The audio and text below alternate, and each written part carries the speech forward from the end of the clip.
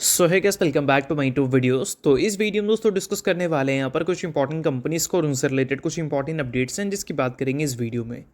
तो चलिए दोस्तों वीडियो की शुरुआत करते हैं। सबसे पहली कंपनी की बात करते हैं। पहली कंपनी का नाम है डिक्सन टेक्नोलॉजीज लिमिटेड। बट इसको डिस्कस करने से पहले दोस्तों, अगर आपने अभी तक चैनल को सब्सक्राइब नहीं किया है तो चैनल को सब्सक्राइब करके बेल आइकन को प्रेस कर लो और टेलीग्राम चैनल को भी ज्वाइन कर लो, जिसका लिंक आपको डिस्क्रिप्शन में देखने को मिल जाएगा। और एक डिस्क्लेमर भी है, जो भी कंपनी से रिलेटेड न्यूज़ एंड अपडेट्स हम लोग कवर करेंगे वो सारी न्यूज़ एंड अपडेट्स सिर्फ और सिर्फ एजुकेशन पर्पस के लिए है, सीखने के लिए है। तो इसको किसी भी तरह का इन्वेस्टमेंट एडवाइस मत समझना, आप खुद से रिसर्च और एनालिसिस भी कर सकते हैं। तो चलिए दोस्तों वीडियो की शुरुआत करते हैं। सबसे पहले बात करते हैं डिक्सन टेक्नोलॉजीज से रिलेटेड कुछ इंपॉर्टेंट न्यूज़ एंड अपडेट्स के बारे में। सो देखो दोस्तों, डिक्सन टेक्नोलॉजीज की अगर हम बात करें तो कल के दिन ये कंपनी आपको काफ़ी ज़्यादा फोकस में देखने को मिल रही थी। फोकस में रहने का सबसे बड़ा रीज़न है कंपनी की परफॉर्मेंस, और परफॉर्मेंस कल के दिन कंपनी का काफ़ी ज़्यादा खराब था, क्योंकि Dixon technology, Amber enterprises, Kaynes technology, ये सारी कंपनी आपको करीब 9 से 10% तक गिरावट रिपोर्ट करती हुई दिख रही थी। अब इस गिरावट के पीछे का प्रॉपर रीज़न क्या है उसको हम लोग समझने की कोशिश करेंगे। बट अगर हम आज के दिन की बात करें तो कल के दिन के मुकाबले आज के दिन का जो परफॉर्मेंस है वो थोड़ा सा बाउंसी परफॉर्मेंस हमें देखने को मिले, क्योंकि कंपनी ने आज के दिन 3% के आसपास की रिकवरी हमें दिखाई है। लगातार 3 ट्रेडिंग सेशन से कंपनी में आपको डिक्लाइन देखने को मिल रहा था, इसके रिकवरी आज के दिन हमें देखने को मिली है। ऑलरेडी मैंने आपको समझा रखा है, कोई भी company back to back session में अगर गिरती हुई नजर आ जाए तो बीच में एक ऐसा ट्रेडिंग सेशन हमें देखने को जरूर मिलता है जहां पर कंपनी में बाउंस बैक देखने को मिलती है। और वही चीज़ आज के दिन डिक्सन टेक्नोलॉजी और काइनेस टेक्नोलॉजी जैसी कंपनीज में हमें विटनेस करने को मिली है। बट एक चीज़ आप ध्यान में रखना कि डिक्सन टेक्नोलॉजी में गिरावट अब तक 52 वीक हाई से जो है वो 33% तक हमें देखने को मिल चुकी है। और इतने बड़े गिरावट के बावजूद अगर कंपनी के करंट पे रेशो की बात करें तो वो हमें 1 से ऊपर का दिख रहा है, यानी कि फ्यूचर के ग्रोथ के हिसाब से मार्केट कंपनी का जो करंट वैल्यूएशन है उसको स्टिल एक्सपेंसिव समझ रही है। अब देखो दोस्तों, वैल्यूएशन में काफ़ी ज़्यादा खेल है। एक टाइम पे कंपनी का जो प्राइस टू अर्निंग मल्टीपल्स था वो लगभग 200 के आसपास हमें देखने को मिलती थी, इनफैक्ट उससे ऊपर ही देखने को मिलता था। और अभी के टाइम पे देखोगे तो पिछले 5 साल के लोएस्ट लेवल पे कंपनी अभी के टाइम पे अपने वैल्यूएशन वाइज देखने को मिल रही है। बट फिर भी इस कंपनी की फ्यूचर ग्रोथ को लेकर मार्केट कंसर्न है और करंट वैल्यूएशन को स्टिल एक्सपेंसिव दिखाया जा रहा है। अब देखो दोस्तों, ये सारी चीज़ें तो कंपनी को एक्सपेंसिव दिखा रही थी, चलो ठीक है। और कल के दिन जो गिरावट हुआ था उसका रीज़न भी बोल सकते हैं कंपनी के एक्सपेंसिव वैल्यूएशन ही है। देखो, कल के दिन जो गिरावट हमें देखने को मिली, एक चीज़ आप नोट करना कि जितने भी ईएमएस कंपनी हैं सभी में गिरावट दिखी। पीजी इलेक्ट्रोप्लास्ट की बात करें तो वहाँ पर 3 से 4% की फॉल देखने को मिली थी। एम्बर इंटरप्राइजेस, काइनेस टेक्नोलॉजी और डिक्सन टेक्नोलॉजी, इसमें 9 से 10% की गिरावट देखने को मिली, क्योंकि काइनेस टेक्नोलॉजी को लेकर जो कमेंट्री किया था कोटक ने उसमें हमें ये देखने को मिल रहा था कि अभी भी सर्टन एस्पेक्ट हमें देखने को मिलते हैं इनके इंटेंजिबल अकाउंटिंग में, और साथ में इनके जो वर्किंग कैपिटल हैं वो अभी भी क्लियर नहीं है। ये चीज़ कोटक इक्विटीज़ ने बताया था काइनेस टेक्नोलॉजी को लेकर, जो कि एक ईएमएस कंपनी है। और साथ में ये भी बताया था कि 2026 के जो गाइडेंस है उसको लेकर अभी भी रिस्क हमें देखने को मिलता है, यानी कि गाइडेंस के हिसाब से हो सकता है कि कंपनी नंबर आपको रिपोर्ट करती हुई देखने को ना मिले, या फिर कंपनी अपने ही मुंह से गाइडेंस को लेकर चीज़ें अनक्लियर बताए, या फिर गाइडेंस को कंपनी कम करती हुई नजर आ जाए। तो ये सारी चीज़ें जो हाईलाइट किया गया था कोटक की तरफ से, यही सारी चीज़ें कल के दिन हमारे ईएमएस कंपनी को इम्पैक्ट फेस करने पे मजबूर की थी। तो आई होप आपको गिरावट का रीज़न समझ आ गया होगा, और डिक्सन टेक्नोलॉजी पिछले कुछ टाइम से लगातार क्यों गिर रही है उसके रीजंस पे मैंने आपको क्लियर कर दिया। और अगर आपको किसी भी तरह का डाउट्स एंड क्वेरीज है तो उसके लिए भी कोई प्रॉब्लम नहीं है, आप कमेंट सेक्शन में कमेंट कर पूछ सकते हैं। सो अब दोस्तों, वीडियो में आगे बढ़ने से पहले बात कर लेते हैं एक सेबी रजिस्टर्ड टेलीग्राम चैनल के बारे में जिसका नाम है ट्रेडर बाजी। अब ये सेबी रजिस्टर्ड रिसर्च एनालिस्ट हैं जिनका रजिस्ट्रेशन नंबर आपको यहाँ पर देखने को मिलता है, और इनको 8 साल से भी ज़्यादा का एक्सपीरियंस है ऑप्शन एंड स्विंग ट्रेडिंग में। साथ में 3000 से भी ज़्यादा लोगों को ऑलरेडी ये ट्रेन कर चुके हैं। तो इनके टेलीग्राम चैनल का जो लिंक है वो आपको डिस्क्रिप्शन में देखने को मिल जाएगा। लिंक के थ्रू जाकर जरूर इस चैनल को आप ज्वाइन कर लेना।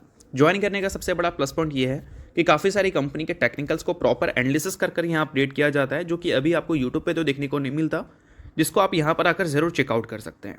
उसके अलावा दोस्तों, मार्केट से रिलेटेड जो समरी होती हैं वो सारी चीज़ें आपको यहाँ पर देखने को मिलती हैं। मार्केट से रिलेटेड जो इंपॉर्टेंट न्यूज़ एंड अपडेट्स होता है वो भी आपको यहाँ पर देखने को मिलता है। साथ में सेबी रजिस्टर्ड टेलीग्राम चैनल है तो इनके कॉल्स वगैरह भी दिखते हैं, जिसको भी चाहो तो आप चेकआउट कर सकते हो। तो लिंक डिस्क्रिप्शन में है, लिंक के थ्रू जाकर बिल्कुल फ्री ऑफ कॉस्ट आप इस टेलीग्राम चैनल को ज्वाइन कर सकते हैं। तो चलिए दोस्तों, बात करते हैं अगली कंपनी के बारे में। सो अगली कंपनी का नाम है सीडीएसएल, यानी कि central depository services India limited. So दोस्तों, अगर हम सीडीएसएल की बात करें तो आज के दिन ये कंपनी काफ़ी फोकस में थी। फोकस में रहने का रीज़न है कंपनी का अच्छा परफॉर्मेंस, क्योंकि पिछले कुछ ट्रेडिंग सेशन की अगर हम बात करें तो बैक टू बैक पिछले 3 ट्रेडिंग सेशन में लगातार कंपनी वीक परफॉर्म करती हुई दिखी थी, जिसका बाउंस बैक आज के दिन हमें विटनेस करने को मिला है। इस वजह से कंपनी फोकस में थी। न्यूज़ नहीं ही कंपनी से रिलेटेड, अगर न्यूज़ होगी तो मैं टेलीग्राम पे अपडेट कर दूंगा। बट दोस्तों अगर हम बात करें CDSL के आने वाले रिजल्ट के बारे में, यानी कि Q3 के बारे में, तो Q2 में एक रिकवरी हमें देखने को मिला था Q1Q बेसिस पे। बट हो सकता है कि इस बार Q3 के जो रिजल्ट कंपनी रिपोर्ट करती हुई दिखे, उस रिजल्ट में Q1Q बेसिस पे कोई भी अच्छी नंबर्स हमें देखने को ना मिले और Q1Q बेसिस पे गिरावट की भी पॉसिबिलिटीज़ आ सकती है। ऐसा मैं क्यों बोल रहा हूँ, क्योंकि हमारे पास जो डेटा है वो डेटा के हिसाब से अगर देखोगे तो फिर कंपनी के Q3 के रिजल्ट हमें इंप्रेसिव आते हुए देखने को नहीं मिल रहे हैं। अब देखो दोस्तों, Q3 का जो क्वार्टर होता है उसमें 3 मंथ अक्टूबर, नवंबर, दिसंबर होता है। और अक्टूबर और नवंबर और दिसंबर का अगर डेटा देखोगे इक्विटी का, मेन कंपनी पैसा तो इक्विटी से कमाती है ना। अगर हम BSE के इक्विटी टर्नओवर के डेटा को देखें तो अक्टूबर के महीने का अगर आप देखोगे तो वो कितना देखने को मिल रहा है, आप नंबर नोट कर सकते हो, 1,60,910 करोड़ का। 21 ट्रेडिंग सेशन थी, अगर हम एवरेज निकालें तो लगभग 7,600 करोड़ का एवरेज हमें पर डे का देखने को मिलता था, 7,660 करोड़ के आसपास का। इसको अगर हम दोस्तों कंपैरिजन करें, अगर हम बात करें Q2 के बेस्ट मंथ के बारे में, तो वो हमें ये देखने को मिल रहा था, कौन सा महीना था आप देख सकते हो यहाँ पर, अगस्त का महीना, ठीक है। तो अगस्त के महीने का जो एवरेज हमें देखने को मिल रहा था वो कितना था, लगभग 9,000 करोड़। तो 9,000 करोड़ को अगर कंपैरिजन करोगे अक्टूबर के महीने से, जो 9,000 करोड़ का पर डे आपको एवरेज देखने को मिलता था टर्नओवर का, उसको अगर कंपैरिजन करोगे अक्टूबर के एवरेज से, तो ऑब्वियस सी बात है कि अक्टूबर का एवरेज आपको कम देखने को मिलेगा। बट नवंबर के महीने में आपको जो एवरेज था पर डे का वो बढ़ता हुआ दिखेगा, और नवंबर के महीने में बढ़कर कितना लगभग हमें देखने को मिल रहा है रफली 8,300 करोड़ के आसपास। तो उसको भी अगर हम कंपैरिजन करें अगस्त के महीने से, तो ये नंबर हमें कम ही देखने को मिल रही है। और अगर हम दिसंबर के महीने की बात करें तो अभी कंप्लीट दिसंबर का महीना तो ख़त्म हुआ नहीं है, बट अभी तक जितना डेटा हमारे पास है उससे अगर हम कंपैरिजन करें तो ये नंबर कितना 6,700 करोड़ के आसपास हमें जाती हुई दिख रही है एवरेज पर डे का। तो इससे आप समझ लो कि दिसंबर का महीना तो बहुत ख़राब जा रहा है भाई, अगर हम बात करें पिछले 6 महीने के एवरेज से तो। और नवंबर और अक्टूबर का महीना चलो ठीक था, बट अगर Q2 के एवरेज महीने से कंपैरिजन करें तो उससे तो हमें डिसअपॉइंटिंग ही देखने को मिल रही है। तो इससे क्लियर कट है भाई कि कंपनी के जो आने वाले क्वार्टरली रिजल्ट हैं उसमें Q1Q बेसिस पे ग्रोथ की अपॉर्चुनिटीज़ बहुत ही ज़्यादा रेयर है। अगर दिसंबर का बाकी दिन अगर कुछ नेक्स्ट लेवल वाला चल जाए तो हो सकता है कि चीज़ें हमें थोड़ी बदलती हुई नज़र आ जाए, बट अभी के हिसाब से अगर देखोगे तो थोड़े से डाउटफुल है कि कंपनी Q1Q बेसिस पे ग्रोथ हमें दिखाती हुई नजर आ जाए। और दोस्तों सबसे इंपॉर्टेंट बात यहाँ पर यह है कि पिछले साल 2024 का जो जुलाई का महीना था वो इक्विटी मार्केट का बेस्ट महीना था। वहाँ पर एक दिन का जो एवरेज हमें देखने को मिल रहे थे वो 10,688 करोड़ देखने को मिल रहे थे। और उससे अगर हम कंपैरिजन करें, चाहे हम कंपेयर करें कंपनी के दिसंबर के महीने को, नवंबर के महीने को, या फिर अक्टूबर के महीने को, या फिर हम Q2 के महीने से भी कंपैरिजन करें, तो अभी भी नंबर बहुत ही ज़्यादा पीछे है। यानी कि इक्विटी मार्केट अभी भी बहुत ज़्यादा स्ट्रगल कर रही है F&O मार्केट के कंपैरिजन में, और इसका एक काफ़ी बड़ा रीज़न है मार्केट का अच्छा परफॉर्म ना करना और साथ में लोगों का मार्केट में इंटरेस्ट ना दिखाना।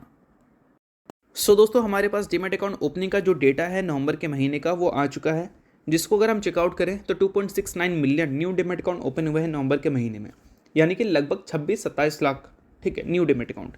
और इसको अगर हम कंपैरिजन करें 2025 के हर मंथ से, तो मैक्सिमम महीने को ये बीट करता हुआ नजर आ रहा है, बट फिर भी CDSL इससे खुश नहीं होगी।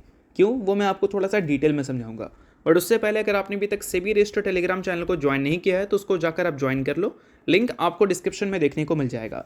काफ़ी कुछ न्यूज़ एंड अपडेट्स आपको देखने को मिलती है यहाँ पर। और अभी के टाइम पे मार्केट में जो वॉलेटिलिटी देखने को मिल रही है, इसको अगर काउंटर करना है तो एनालिसिस की काफ़ी ज़्यादा ज़रूरत होगी आपको। और काफ़ी सारी कंपनी के टेक्निकल्स को प्रॉपर एनालिसिस कर यहाँ अपडेट किया जाता है, जिसको आप चेकआउट कर सकते हैं बिल्कुल फ्री ऑफ कॉस्ट। तो लिंक आपको डिस्क्रिप्शन में दिख जाएगा, लिंक के थ्रू जाकर चैनल को आप ज्वाइन कर सकते हैं। अब दोस्तों बात करते हैं डेटा के बारे में। सो देखो, लगभग 27 lakh new demat account open हुए हैं। अगर हम इसको कंपैरिजन करें जनवरी के महीने से, तो वहाँ पर लगभग 28 लाख का नंबर था, उससे नंबर आपको कम ही देखने को मिल रही है नवंबर के महीने में। फरवरी, मार्च, अप्रैल, मई, जून, इतना अगर महीने का देखोगे तो उससे तो आपको ये नंबर बेस्ट ही देखने को मिलता है। बट जब हम बात करते हैं अगस्त के बारे में, तो उससे भी आपको बेस्ट देखने को मिलता है। सितंबर के बारे में तो उससे भी बेस्ट देखने को मिलता है। अक्टूबर का अगर देखोगे तो वहाँ पर एक शार्प रिकवरी हमें देखने को मिली थी न्यू डीमैट अकाउंट ओपनिंग के डेटा में। 30 लाख नए डीमैट अकाउंट ओपन हुए थे। एक्सपेक्टेशन थी नवंबर के महीने में ये नंबर बढ़ेगा, बट ये बढ़ा नहीं है, ये घट गया है। 30 लाख से नंबर गिरकर आ चुका है 27 लाख पे। अब इसको अगर हम कंपैरिजन करें 2024 के महीने से, तो वहाँ पर जो एवरेज हर महीने का डेटा देखने को मिलते थे न्यू डीमैट अकाउंट ओपनिंग का, वो 40 लाख, 45 लाख, 44 लाख ऐसे देखने को मिलते थे। और उसके आसपास भी आपको नवंबर का महीना नहीं दिख रहा है। इनफैक्ट अक्टूबर का महीना, जो कि पूरे साल का बेस्ट महीना था अगर न्यू डीमैट अकाउंट ओपनिंग के डेटा के हिसाब से देखें, तो वो भी नंबर देखोगे तो उसके आसपास भी नहीं है।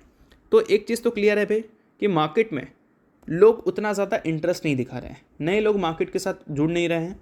पुराने लोग जो है मार्केट में, उनकी जो एक्टिविटीज़ हैं वो इतनी स्ट्रांग देखने को नहीं मिल रही है कि CDSL जैसी कंपनीज बहुत ही ज़्यादा टर्नओवर फेस कर रही है जिससे कंपनी के नंबर नेक्स्ट लेवल हो जाए। ऐसा भी कुछ नहीं हो रहा है। तो इस वजह से बहुत सारी अनसर्टेनिटीज़ हैं CDSL के साथ। तो CDSL के जो आने वाले क्वार्टर्स के अर्निंग्स हैं उस पर एक बड़ा क्वेश्चन मार्क है कि वहाँ पर ग्रोथ हमें देखने को मिलेगा या नहीं। और देखने को मिलेगा तो काफ़ी कम चांसेस है कि कंपनी डबल डिजिट का ग्रोथ दिखा दे, सिंगल डिजिट की ग्रोथ ही हमें देखने को मिलेगी या फिर फ्लैट ही नंबर देखने को मिलेगा। तो ये सारी चीज़ों को ज़रूर आप नोट कर लो। सो अब बात करते हैं दोस्तों अगली कंपनी के बारे में, जिसका नाम है Autham investment and infrastructure. Recently company के बोर्ड ने अप्रूव किया है 4:1 के रेशियो में बोनस शेयर। सो अगर आप इस कंपनी के शेयर होल्डर हैं तो एक के बदले कंपनी 4 इक्विटी शेयर देगी अपने इन्वेस्टर्स को बोनस के तौर पर। और शेयर होल्डर नहीं है तो आप इग्नोर कर सकते हैं, न्यूज़ थी इस वजह से मैंने बता दिया, बाकी ये किसी भी तरह का रिकमेंडेशन नहीं है। तो होप करता हूँ ये वीडियो आपको अच्छा लगा होगा। लाइक कीजिए, पहली बार सब्सक्राइब कीजिए। वीडियो के लिए बहुत बहुत शुक्रिया।